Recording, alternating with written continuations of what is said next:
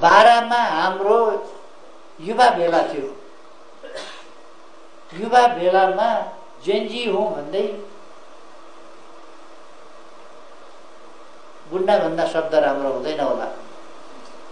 केही विद्वानहरूले ढुङ्गामुढा गरे, आक्रमण गरे हाम्रो सभामाथि बिथोले। तिनीहरूलाई के भन्ने गाइलो गर्नु भएन। सज्जनहरूले आक्रमण गरे भन्नु पर्ला।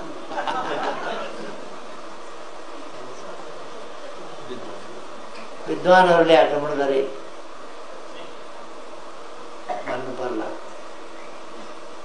तर कसैले सभा गर्छ, भेला गर्छ, भौतिक आक्रमण गर्ने, भेला गर्न नदिने, सभा गर्न नदिने, अस्थि बिर्गन जलाउने, बारा जलाउने तिनै अपराधीहरू भेला भएका छन्।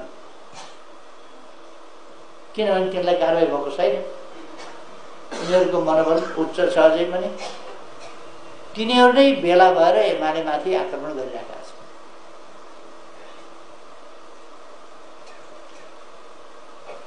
आज अघि भर्खरको कुरा म गर्दैछु। सिमरा एयरपोर्ट बन्द भयो। हाम्रो नेताहरू त्यो सभालाई सम्बोधन गर्न जाँदै हुनुहुन्थ्यो। प्लेनै बस्न सकेन।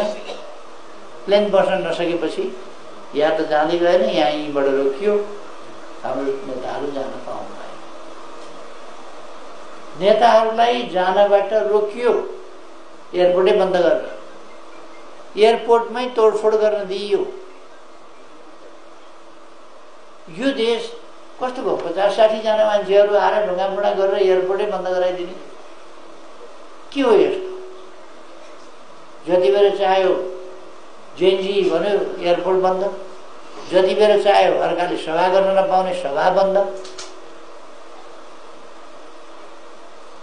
अनि भन्छ चुनाव गर्ने। सभा गर्न नदिनेले चुनाव कसो गर्छ?